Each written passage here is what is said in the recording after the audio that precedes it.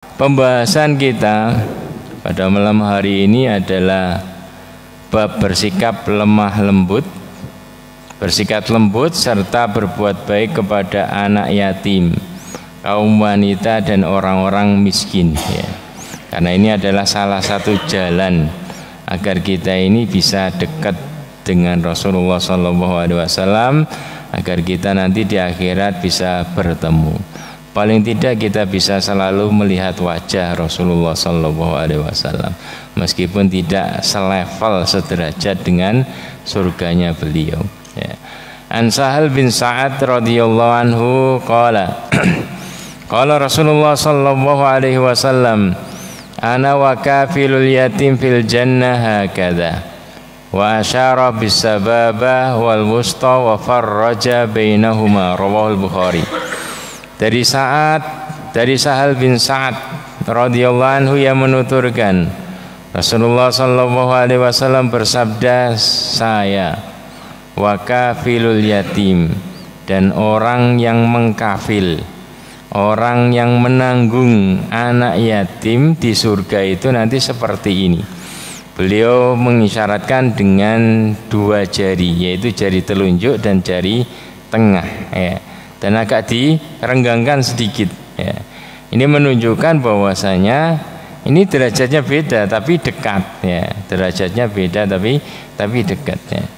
Jadi Rasulullah SAW dalam hadis ini menjelaskan kepada kita salah satu jalan agar kita ini bisa dekat dengan Rasulullah SAW nanti pada hari kiamat, dalam kehidupan yang abadi ya. Yaitu salah satunya adalah dengan mencari anak yatim, menanggung anak yatim, baik itu dari kerabat kita maupun dari yang lainnya, baik itu tinggal serumah dengan kita maupun maupun tidak, artinya tetap di rumah ibunya, kita yang nanggung makan dan biaya pendidikannya ya. Atau kita mungkin kerjasama buat yayasan ya, yang menanggung anak tersebut, atau diajak bareng tinggal serumah dengan kita ya. Dan masing-masing orang itu, masing-masing manusia itu punya jatah rezeki masing-masing. Terkadang ya rezeki mereka itu banyak ya. Jadi kita ini Allah lapangkan rezeki kita, Allah mudahkan pekerjaan kita karena kita nanggung seorang anak yatim. Kita kecipratan rezeki dia ya.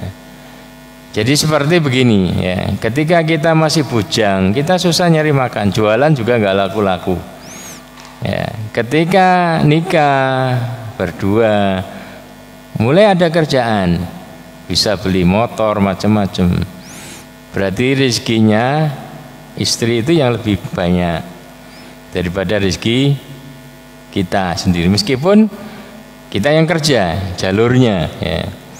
Itu harus dipahami, disadari seperti itu, biar tidak mentang-mentang ya, saya yang kerja. Enggak, boleh jadi kamu yang kerja, tapi itu karena jatah rezekinya istri kamu ya. Kemudian punya anak, makin lancar rezekinya ya. Apalagi ditambah lagi ada yatim yang ditanggung, nah, lebih Allah mudahkan ya. Ada sebuah kisah ya, kisah nyata itu ada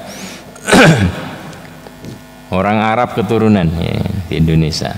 Itu dia kehidupan sebelumnya memang ini sederhana, terbatas rezekinya. Kemudian ngambil anak yatim ya, jadi kafil anak yatim, diajak tinggal bareng ya. Sejak itu mungkin ini anak ini sebagai pancingan, anak sebelumnya belum punya anak ya, lancar rezekinya, terus dapat anak lagi, ternyata kemudian istrinya hamil, punya anak ya, punya anak ya. Dan rezekinya Masya Allah luar biasa ya. Sampai kemudian namanya orang kan punya umur, makin tua kemudian anak yatim ini juga sudah mulai saatnya menikah, ya, saatnya menikah. Kemudian dicarikan pasangan dan dinikahkan. Kemudian cuman ketika orang tua ini meninggal, kan kaya raya, ini rebutan harta warisannya, ya. Karena bukan anaknya sehingga dia tidak dapat warisan, tidak dapat jatah warisan. Semua diberikan kepada anak-anaknya ini. Dia hanya nggak dapat apa-apa, hanya berapa gitu dikasih.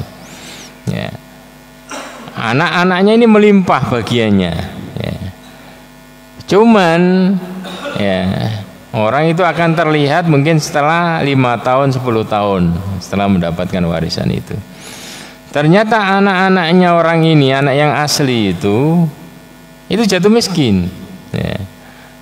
Sedangkan yatim ini yang dinikahkan, ya, dengan orang mungkin yang belum mapan lah, ya, dan tidak dapat bagian warisan tadi itu, ternyata setelah 5 tahun, 10 tahun ini, oh ini kaya raya, berkembang. Artinya selama ini, ya, lancarnya rezeki itu adalah ini jatah rezekinya anak yatim tadi itu, ya. Jadi jangan meremehkan anak yatim, karena boleh jadi itu adalah sebagai kita kicipratan jatah rezeki dia, ya. Jadi Allah Subhanahu wa taala itu menjatah rezeki kita masing-masing, ya.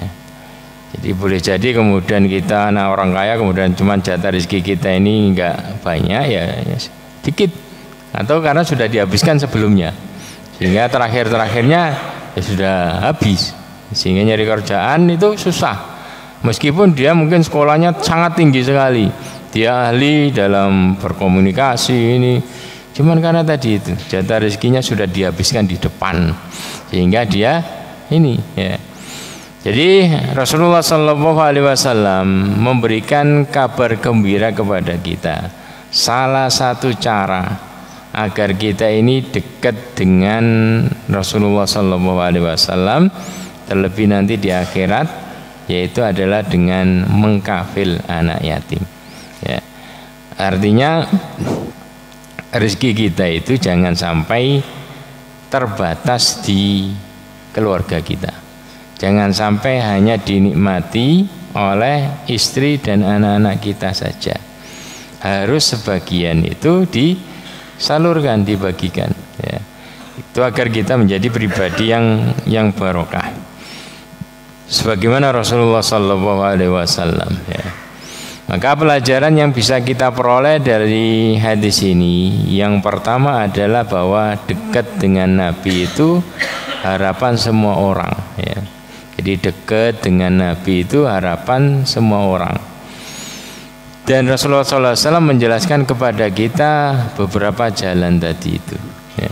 Jalan agar kita ini dekat dengan Rasulullah SAW, menjadi khalil, ya, orang yang dicintai oleh Rasulullah SAW, saling mencintai, ya. Seperti Abu Hurairah, ya. Jadi beliau menyebut ausani khalili, ya.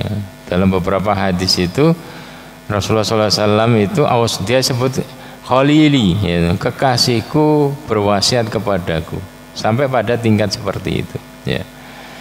Jadi kecintaan kepada Rasulullah SAW ini adalah kecintaan yang membawa barokah bagi kehidupan kita di dunia dan di akhirat, ya. Maka ini yang harus betul-betul kita perjuangkan agar betul-betul selalu tumbuh, karena cinta itu harus selalu disiram, ya. Cinta kita sesama manusia itu kadang ya hilang, ya. Kok bisa? Ya bisa saja. Buktinya kan seperti itu. Ini menjalin pacaran mungkin 20 tahun, ya.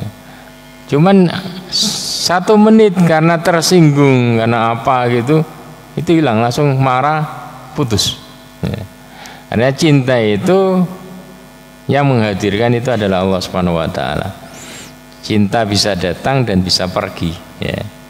Jadi cinta itu harus ditumbuhkan, ya. Kecintaan kita kepada Rasulullah SAW harus selalu disirami, ya, sehingga harus bisa betul-betul tumbuh. Ya. Salah satunya adalah dengan mengkaji hadis-hadis Nabi Shallallahu Alaihi Wasallam, ya. Dengan mengamalkan sunnah-sunnah Rasulullah. Kita dengan mengkaji hadis-hadis beliau, kita bisa mengetahui pesan-pesan Rasulullah SAW. Karena Rasulullah sangat suka dengan umatnya yang memperhatikan wasiatnya, ya. Aku tinggalkan kepada kalian taraktu fikum amroin lan tadillu ma in tamassaktum bihima, kitab Allah wa sunnatan Nabi, ya. Aku tinggalkan pada kalian dua hal, ya, yang mana kalian tidak akan tersesat selama kalian berpegang teguh dengan keduanya, yaitu kitabullah dan sunnah nabinya. Dan Rasulullah SAW berpesan, alaikum bisunnati, hendaklah kalian itu betul-betul memperhatikan sunnahku, ya. Sunnah ini bisa berarti jalan, itu yang dimaksud di sini adalah jalan hidupku, pesan-pesanku, bagaimana kepribadianku harus ditiru, ya. Karena qul in kuntum tuhibbunallah fattabi'uni yuhibbukumullah. Katakanlah jika kalian itu cinta kepada Allah, fattabi'uni, ikuti aku, maka Allah akan cinta kepada kalian, ya. Jadi cara agar kita, ya, kecintaan kita kepada Rasulullah SAW itu selalu tumbuh dan kita bisa selalu dekat dengan beliau nanti pada hari kiamat, yaitu dengan tadi memperhatikan sunnah-sunnahnya dan mengamalkannya. Kemudian yang kedua yaitu banyak bersolawat kepada beliau, karena ini pesan Rasulullah SAW. Bukan hanya pesan Rasulullah, ini perintah, ya. Perintah Allah Subhanahu wa taala kepada kita umat Rasulullah sallallahu alaihi wasallam. Innallaha wa malaikatahu yusholluna 'alan nabi ya ayyuhalladzina amanu shollu 'alaihi wa sallimu taslima. Ya. Ya. Sesungguhnya Allah dan para malaikatnya saja bersolawat untuk Nabi sallallahu alaihi wasallam. Wahai orang-orang yang beriman, bersolawatlah kepada Rasulullah sallallahu alaihi wasallam, ya. Jadi kenapa Allah memerintahkan kepada kita agar bersolawat kepada Rasulullah SAW? Jadi Allah ingin mengajarkan pada Rasulullah SAW adalah pribadi yang tadi bebas dosa, derajatnya dijamin tinggi. Tapi kenapa ini perintah ini untuk kita banyak bersolawat kepada Nabi kita? Jadi Allah ingin mengajarkan kepada kita agar kita punya karakter balas budi, ya. Jadi Rasulullah SAW itu banyak jasa untuk umatnya ini. Karena kalau bukan beliau yang diutus kepada kita, untuk kita, mungkin Islam itu nggak sampai ke kita sampai sekarang. Karena Rasulullah SAW pribadi yang sangat sayang kepada umatnya, tidak seperti mungkin nabi-nabi sebelumnya. Jadi Rasulullah SAW katakan, likulli nabiyyin da'watun mustajabah yad'u biha. Setiap nabi diutus itu dibekali satu doa pamungkas yang sangat mustajab. Sekali doa langsung dikabulkan, ya. Doa-doa yang lain dia mustajab, tapi yang puncak pamungkas yad'u biha, dan banyak nabi itu memanfaatkan doa pamungkasnya ini untuk menghancurkan umatnya karena nggak mau ngikuti dakwahnya. Wa ana akhtabi bidakwati, kalau saya betul-betul berusaha menyembunyikan doa pamungkasku ini, ya, agar tidak sampai terlontar. Karena umat beliau yang beliau dakwai seperti Abu Lahab, Abu Jahal, macam-macam itu, ya. Kalau ini terlontar sudah selesai itu Islam, tinggal berapa orang saja, ya. Tapi pinginnya Rasulullah SAW itu agar kalau generasi itu nggak mau, agar anak-anaknya, cucu-cucunya ini lahir, sehingga Islam sampai kepada kita, kan, penuh kasih. Wa ana akhtabi bi da'wati hadza syafa'atan li ummati yaumal qiyamah. Doa pamungkasku ini akan aku peruntukkan kepada umatku nanti pada hari kiamat, memberikan syafaat kepada mereka dari umatku yang berdosa agar diampuni oleh Allah Subhanahu wa taala, ya. Nah, ini jasa besar Rasulullah kepada kita itu. Dan Allah mengingatkan itu agar kita ini tahu balas budi, yaitu dengan banyak bersolawat kepada Rasulullah SAW sebagai bentuk terima kasih kita kepada beliau. Silakan adzan dulu. Dan Rasulullah SAW ya mengatakan man shalla alayya salatan sallallahu alaihi asyran ya, rawal Hakim ya. Barang siapa bersolawat kepadaku satu saja, maka Allah akan bersolawat untuk dia ini 10. Jadi solawat kalau disandarkan kepada kita manusia, maknanya adalah adanya kita bersolat kepada Nabi, maknanya adalah kita mendoakan, berdoa agar Rasulullah ini diampuni dan dirahmati oleh Allah Subhanahu wa taala. Tapi kalau solawat itu disandarkan kepada Allah, Allah bersolawat ya, kepada orang yang bersolawat, itu maknanya adalah Allah mengampuni dan merahmati ya. Artinya sholawat itu adalah jalan lain dari doa ya. Jadi sekali kita bersolawat untuk Rasulullah, langsung 10 dosa kita diampuni dan kita mendapatkan 10 rahmat dari Allah Subhanahu wa taala. Jadi kalau kita berdoa langsung, mungkin terkadang kita tertolak doa kita karena kita ahli maksiat, mungkin doa kita terhalang karena maksiat kita. Tapi kalau kita berdoa mendoakan Rasulullah, ini langsung connect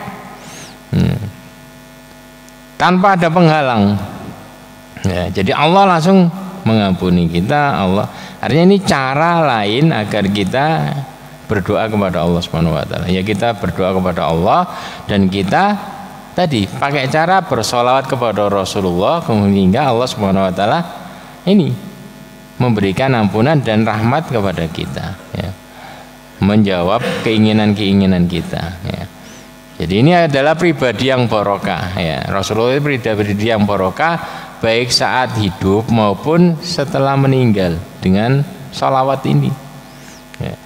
Kemudian yang kedua, pelajaran yang kita peroleh dari hadis ini adalah keutamaan mengurusi anak yatim ya, sebagai jalan agar kita dekat dengan Rasulullah SAW. Ini peluang ya. Jadi seseorang itu terkadang bisa masuk surga itu karena dia rajin sholat, rajin puasa, rajin ini ya. Dan Rasulullah SAW menjelaskan kepada kita jalan yang lain juga, peluang bagi yang kaya maupun yang miskin. Karena kafir itu nggak mesti dia kaya, boleh jadi semampu saya itu bisa nyumbang tiap ini nyisikan segini ya.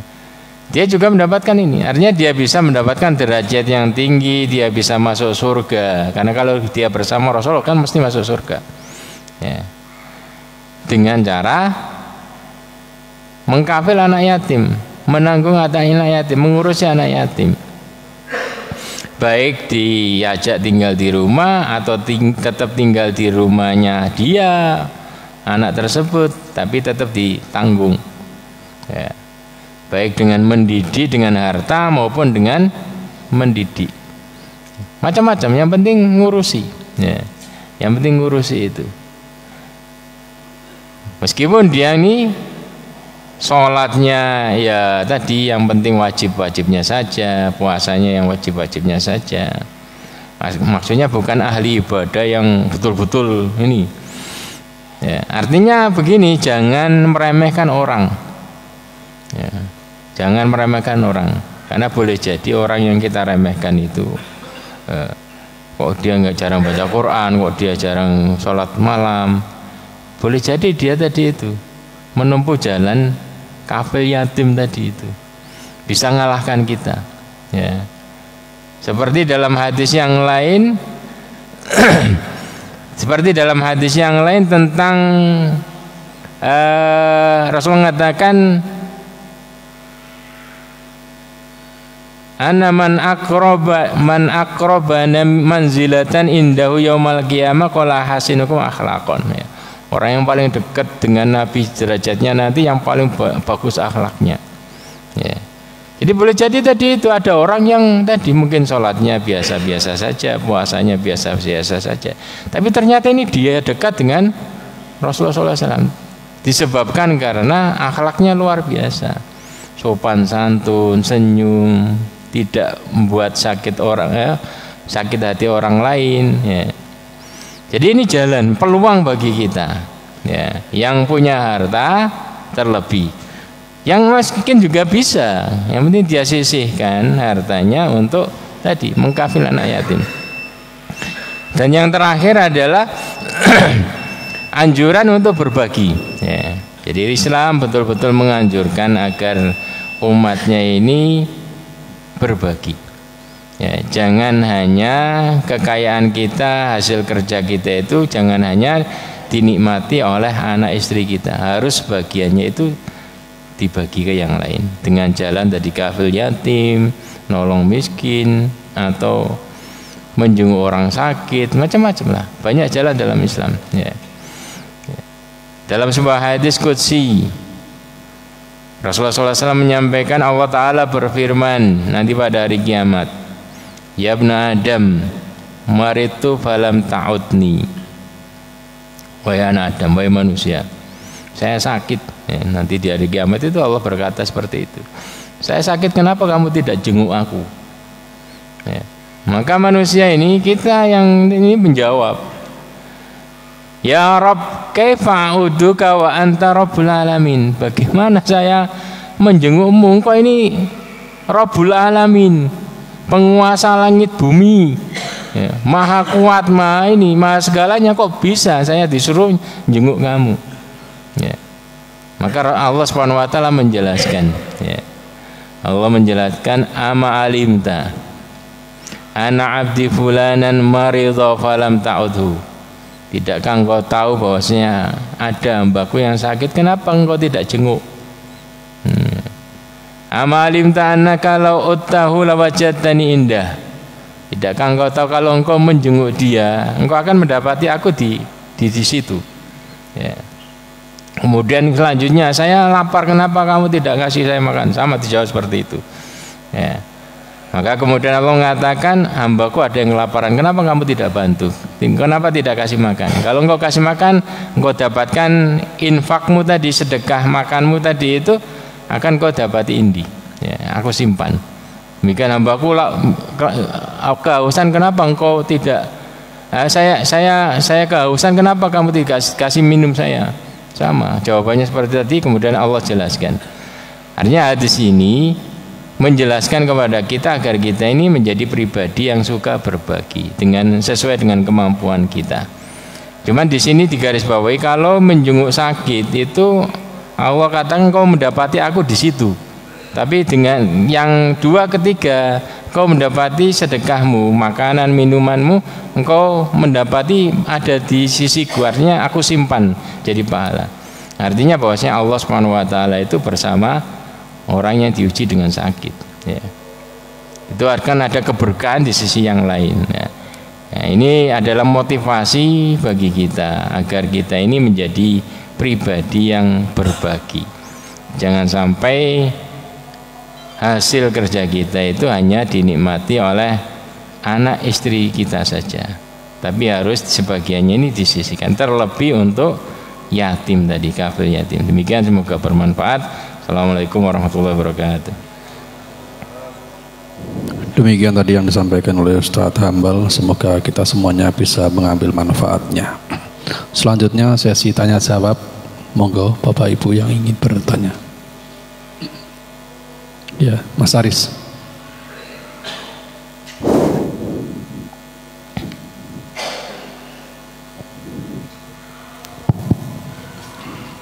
Assalamualaikum warahmatullahi wabarakatuh. Waalaikumsalam warahmatullahi wabarakatuh. Berkenaan dengan anak yatim, Ustaz, apakah anak yatim itu yatim terus atau ada batasan umurnya, Ustaz? Atau sampai balik sudah tidak dianggap lagi yatim gitu? Terus apabila ibunya sudah menikah lagi itu apakah masih dianggap yatim atau sudah tidak yatim lagi, Ustaz? Yeah.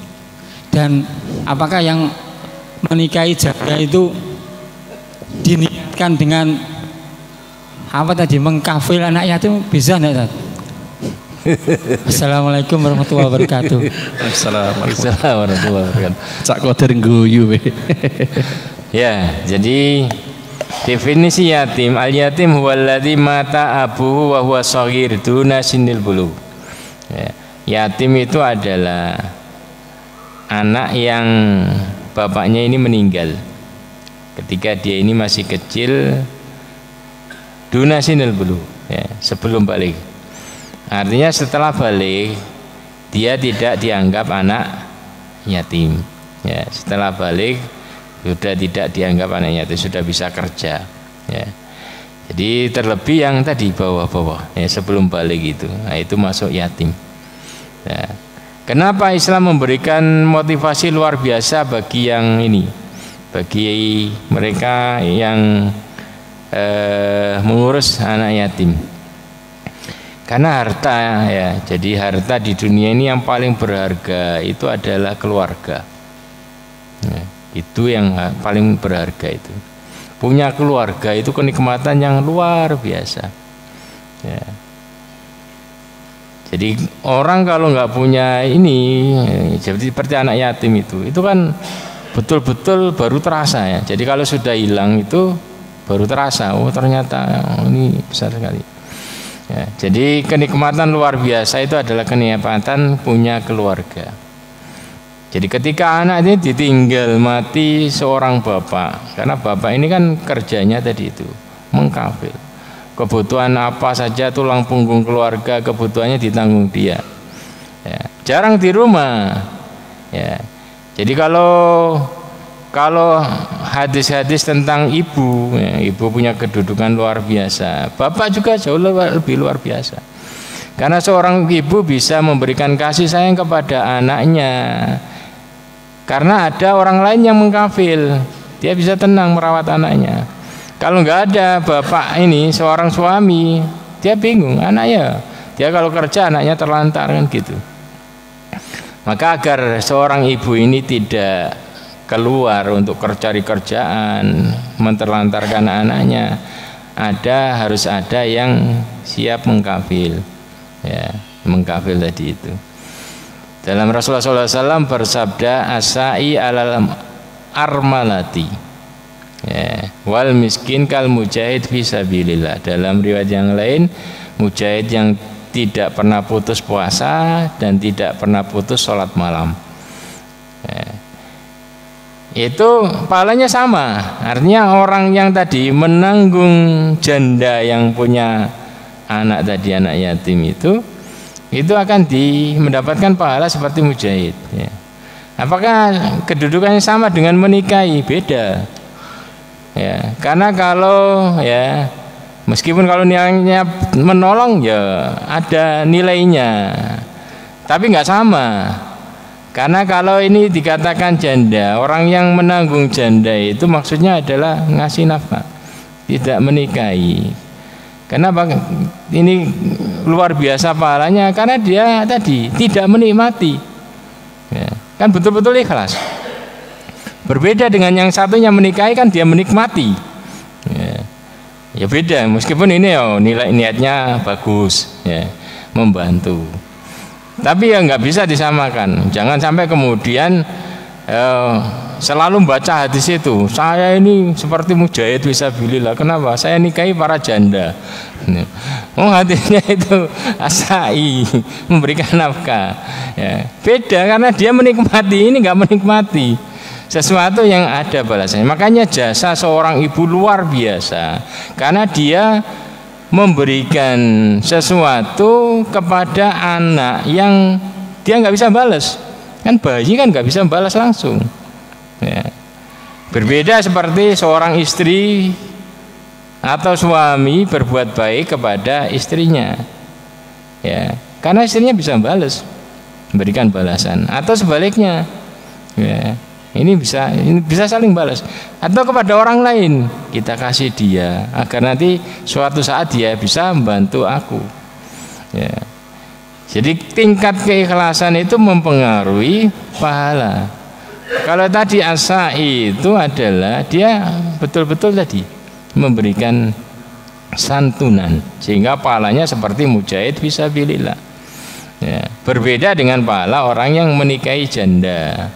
Ya, tergantung niatnya tadi itu. Cuman ya tingkatnya beda, kadarnya beda. Satunya nikmati, satunya tidak nikmati, Pak. Ya, satunya betul-betul mengharap pahala dari Allah Subhanahu wa taala. Kalau yang satunya dia ada harapan yang lain. Kan pelayanan dan yang lainnya. Kan ibunya. Ya. Jadi itu seperti itu, ya. Monggo, satu lagi. Ya, Mas Ferry. Mik.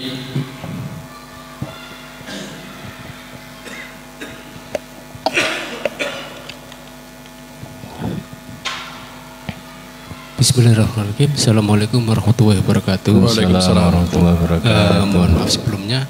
Tadi kalau tidak salah saya dengar Didekatkan mic-nya. Maaf.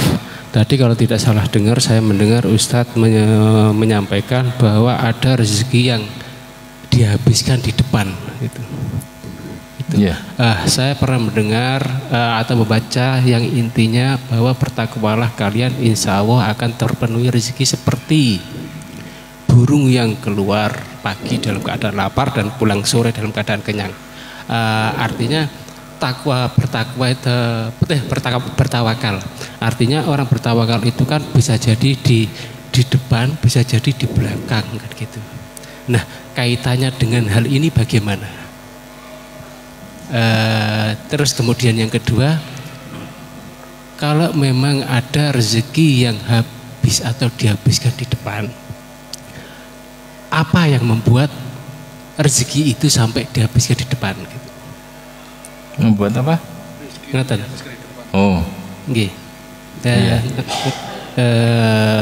Demikian yang saya tanyakan.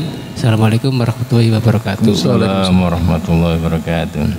Ya, sebagaimana dalam hadis itu, dalam hadis qudsi, inna nafsa, ya, seorang jiwa itu tidak akan meninggal hatta tastawfi rizquha, sampai rezekinya itu, jatah rezeki dia itu habis.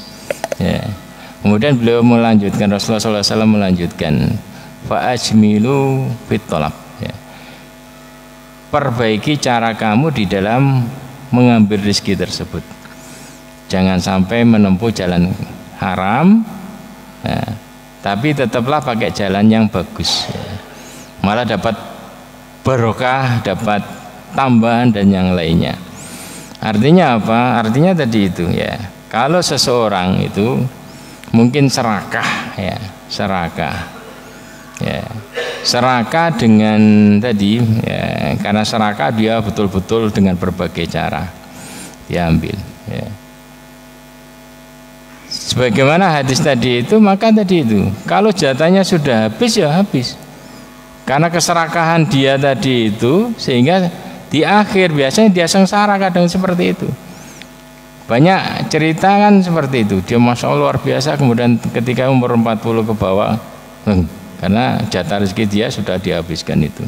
Makanya ada ungkapan ini, mau ngambil pakai cara halal atau pakai cara haram, jatah kamu ya segitu, ya.